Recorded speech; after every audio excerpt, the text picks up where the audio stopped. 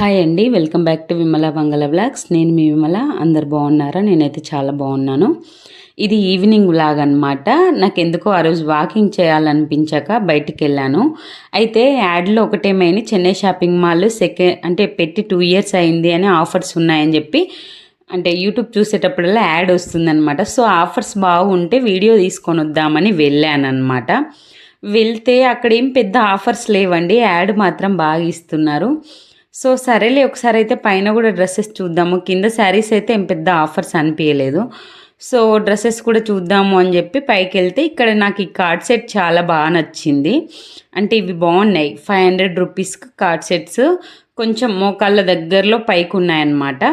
So మంచిగా ఉన్నాయి. ఈ పింక్ కలర్ కానీ బ్లాక్ కానీ, మళ్ళీ దీంట్లో మీదకి చున్నీ కూడా వచ్చింది. ఏమైనా జర్నీ చేసేటప్పుడు అట్లా బాగుంటాయి ఇవి అని చెప్పేసి ఒకసారి అయితే నాకు ఎందుకో ఏ కలర్స్ చూసినా బ్లాకే బాగా నచ్చుతుందండి. అదేమో ఒకసారి ట్రైల్ వేద్దామని ట్రైల్ అయితే వేశాను. కొంచెం ఇవి సింక్ అవుతాయి కదా, సో సరిపోతాయా లేవా అని చెప్పేసి. ఇవి చాలా లూజ్గా ప్యాంట్ మంచిగా ఉన్నాయి. అంటే ఏమన్నా మనము నైట్ డ్రెస్ లాగా కూడా వేసుకోవచ్చు. 500 రూపీస్కి ఏం నైట్ డ్రెస్ వస్తుంది చెప్పండి. మంచిగా నైట్ డ్రెస్ లాగా కూడా ఉంది అని నాకు బాగా నచ్చింది. ఇంట్లో వాకింగ్కు అలా ఇలా వేసుకోవచ్చు, ఏమైనా జర్నీకి కూడా వేసుకోవచ్చు అని. అంటే నైట్ డ్రెస్ అంత పైకి లేదు కదా, బాగుంది అనమాట. జర్నీలకు వేసుకోవచ్చు, స్కూల్ దగ్గరికైనా వేసుకోవచ్చు, పిల్లలకు లంచ్ బాక్స్ ఇచ్చేటప్పుడు అట్లా ఇట్లా అని చెప్పేసి ఈ డ్రెస్ అయితే తీసుకున్నాను అనమాట. 500 రూపీస్. నాకు ఈ క్లాత్ అంత రీజనబుల్ కాస్ట్ అనిపించింది 500 రూపీస్కి అయితే. సో అక్కడైతే ఈ డ్రెస్ తీసుకున్నాను. తర్వాత మేము ఇంకేమన్నా షాపింగ్ మాల్స్లో ఆఫర్లు ఉన్నాయా అని చెప్పేసి కొత్తగా స్టార్ట్ చేశారు కదా వాహిని. సో వాహినిలోకి అయితే వెళ్ళాము. సో వాహినిలో అయితే చీరల కలెక్షన్ అయితే చాలా బాగుందండి. కాకపోతే వాళ్ళంతా అంటే ఇప్పుడు కొత్త కలెక్షన్స్ అన్ని దసరా కలెక్షన్స్ వచ్చింటాయి కదా, సో అవన్నీ అయితే వాళ్ళు కబోర్డ్స్లో సదురుతున్నారనమాట. సో అందుకు వీడియో కూడా ఎక్కువ తీయలేదు. ఇంకా వాళ్ళు మొత్తం స్టాక్ రీస్టాక్ చేస్తున్నారు. సో ఒక 2-3 days ఆగి మళ్ళీ వెళ్ళి వీడియో తీసుకోవచ్చులే అని చెప్పేసి నేను ఫస్ట్లో కొంచెం తీసాను. కానీ ఇవి రీజనబుల్ కాస్ట్లకి ఇది 1000 రూపీస్ 800 రూపీసే అండి. ఇదైతే కలర్ 1000 రూపీస్. కలర్ కాంబినేషన్ చాలా బాగుందండి. ఆ గ్రీన్ శారీ అయితే వెళ్తూనే చాలా బాగా నచ్చింది. కలెక్షన్స్ అయితే వాహినిలో బాగున్నాయండి, ఇంకా మిగతా షాపింగ్ మాల్స్తో పోలిస్తే. సో ఒకసారి అయితే దసరాకి వెళ్ళినప్పుడు ఇంకా నేను మంచి మంచి శారీస్ అన్నీ వాళ్ళు సదురుతున్నారు. సో కలెక్షన్ స్టార్ట్ అయినాక ఒక 2 days ఆగి మళ్ళీ వచ్చి వీడియో తీసుకుందాంలే అని చెప్పేసి ఎక్కువ క్లిప్స్ అయితే తీయలేదు. సో వాహిని నుండి ఇంటికి వచ్చి అయితే ఈవినింగ్ కోసం అయితే జొన్న రొట్టెలు అయితే ప్రిపేర్ చేస్తున్నాను. మీకు తెలుసు కదా, మేము రాయలసీమ సైడ్ జొన్న రొట్టెలు బాగా తింటామన్నమాట. మా హస్బెండ్కి జొన్న రొట్టె చాలా ఇష్టం అండి. సో ఈ జొన్న రొట్టెకి ఫస్ట్ అయితే మీరు ఎన్ని రొట్టెలు తీసుకోవాలనుకుంటున్నారో అన్ని ఒక గంటలు అట్లా పిండి తీసుకొని కొంచెం సాల్ట్ వేసేసి వాటర్ అనేవి బాగా మరిగేటప్పుడు మరిగించిన వాటర్ పోయండి. ఇంకొకటి పిండి పట్టిస్తాం కదా జొన్నల పిండి. సో జొన్న పిండి పట్టించేటప్పుడు 1 kg బియ్యానికి ఒక చిన్న టీ గ్లాస్, మనం కాఫీ టీ తాగుతుంటాం కదా, ఒక చిన్న టీ గ్లాస్ అయితే మీరు బియ్యం కలపండి. అప్పుడు పిండి ఈజీగా సాగుతుంది, చేయడం కూడా చాలా ఈజీ. నేనైతే జొన్న రొట్టె మా అత్తమ్మ దగ్గరే నేర్చుకున్నాను. నేను కాలేజీకి అసలు నేను వంటలే నేర్చుకోలేదండి. అంటే కాలేజ్ అయిపోతూనే నాకు మ్యారేజ్ అయిపోయింది. సో నాకు రొట్టె రాకుండే. అన్ని వంటలు అంటే ఈజీగా చేయొచ్చు, జొన్న రొట్టె అయితే కంపల్సరీ ప్రాక్టీస్ చేయాలన్నమాట. సో మా అత్త చాలా బాగా చేస్తారనమాట. పొరలు చేస్తారు రొట్టెలు, చాలా పల్చగా చాలా బాగా చేస్తారు. సో రోజు మా ఆయనకి ఇష్టం అని చెప్పి మా అత్తమ్మ రోజు రొట్టెలు అన్నీ అయిపోయినాక లాస్ట్లో ఒక చిన్న పిండి ఇచ్చి నన్ను ఇలా తట్టమనేది. ఇలా ప్రాక్టీస్ చెయ్యి, వస్తుంది నీకు. ఎప్పుడు రొట్టె నేను మా అత్తమ్మల ఊరికి పోయినా కూడా రొట్టెలు నన్ను ఇట్లా తట్టి ప్రాక్టీస్ చేపించేది. కొంతమంది అయితే పిండి బట్ట మీద కూడా తడి బట్ట మీద కూడా చేస్తారు. నాకు అలా రాదు, మా అత్త ఇలానే నేర్పించింది కాబట్టి ఇలానే చేస్తాను. కాకపోతే ఇలా చేస్తే ఏంటంటే గ్యాస్ పొయ్యి మళ్ళీ ఇవాళ క్లీన్ చేసుకోనికి చాలా టైం పడుతుంది. సో ఇప్పుడు ఇలా చేసుకున్న రొట్టెను పెన్నం మీద హీట్ ఉండాలన్నమాట. పెన్నము ఫుల్ ఉండాలి, మంట కూడా ఫుల్ రావాలి. సో అప్పుడు ఇలా చేత్తో తీసి వేయాలి. నేనైతే ఎప్పుడు పర్ఫెక్ట్గా వేయలేను. అది వేసేసరికి లాస్ట్కి అటు ఇటు పడుతుంది. వేసినాక కలియదిప్పొద్దు అనమాట. కొంచెం వాటర్, మంచినీళ్ళు చల్లాలి దాని మీద. మనం పిండితో చేస్తాం కదా, అది గట్టిగా కాకుండా కొంచెం మంచిగా వస్తుంది అనమాట. మనం ఎక్కడైతే కింద పిండి వేసి రొట్టె చేస్తాం కదా, సో తిరిగేసినప్పుడు పైన కొంచెం వాటర్ జల్లాలి. వాటర్ జల్లినాక ఫుల్ ఫ్లేమ్ మీదే పెట్టి ఒక 2 మినిట్స్ తర్వాత ఆ వాటర్ అంతా ఆరిపోయి రొట్టె కాలుతుంది కదా, అప్పుడు తిరిగేసుకోవాలన్నమాట. ఇక మా అత్త అయితే చాలా పొరలు పొరలుగా మంచిగా పొంగేటట్టు చేస్తుండే. నాకైతే ఓకే అండి, మీడియంగా వేస్తాను, మరీ మందం కాదు పల్చగా కాదు, ఓకే మనం తినగలిగేమైనా అయితే చేస్తాను. ఇలాగా వాటర్ అంతా ఇంకిపోయినాక రొట్టె అనేది తిరిగేసుకోవాలన్నమాట. సో మా ఇంట్లో మా వారికి అయితే జొన్న రొట్టె చాలా ఇష్టం. సో రొట్టెలోకి అయితే నేను కాంబినేషన్గా పప్పు తయారు చేద్దామని పక్కన పచ్చిమిరపకాయల పప్పు అయితే పెట్టానన్నమాట. అంటే పచ్చిమిరపకాయలు కొంచెం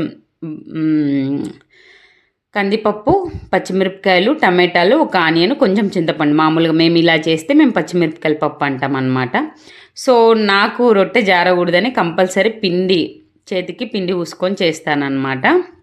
సో మెల్లమెల్లగా చాలామంది అంటే ఈ మనం చపాతీలు రుద్దే కర్రతో కూడా ట్రై చేస్తారు.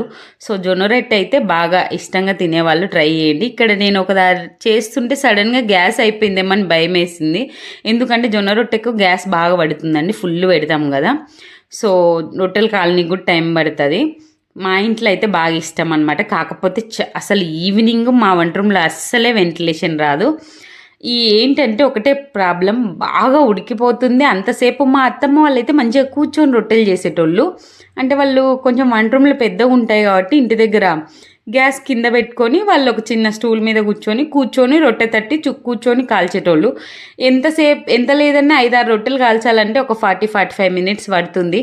అంతసేపు మనం ఈ ప్లాట్ఫామ్ మీద అక్కడే నిలబడి ఉండాలంటేనే నాకైతే బాగా కాళ్ళు గుంజుతాయి.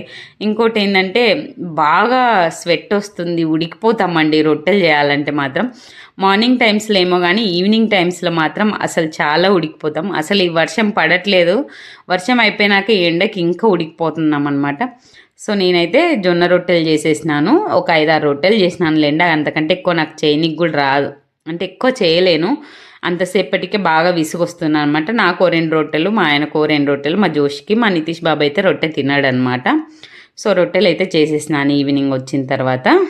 జొన్న రొట్టెలోకి పప్పు కొంచెం లూజ్గా ఉంటే బాగుంటుంది. పచ్చిమిరపకాయల పప్పు, ఏదైనా ఆకుకూర పప్పు. నేను ఇక్కడ కొంచెం మెంతాకు వేసినాను అనమాట. చెప్పాను కదా, టమాటాలు, పచ్చిమిర్చి, కొంచెం ఎండిన మెంతాకు వేసినాను, బాగుంటుంది ఫ్లేవర్ అని చెప్పేసి. రొట్టెలు చేసేసరికి చూడండి ఇంకెక్కువ కారుతుంది. అప్పటికి నేను ఒకసారి తుడిచేసింటాను అనమాట.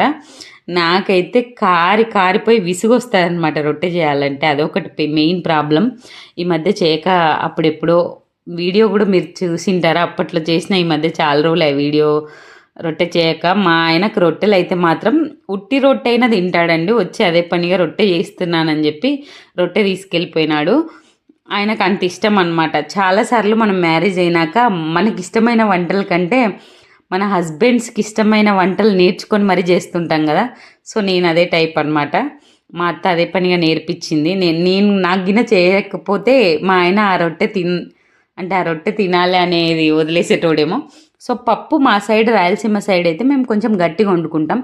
నేను తెలంగాణకు వచ్చినాక తెలంగాణ వంటలు, రాయలసీమ వంటలు రెండు మిక్సింగ్ అనమాట. కొన్ని నేర్చుకున్నాను తెలంగాణ సైడ్ వంటలు కూడా. సో కొంచెం లూజ్గానే రొట్టెలకు బాగుంటుంది అని చెప్పి లూజ్ అయితే చేశాను.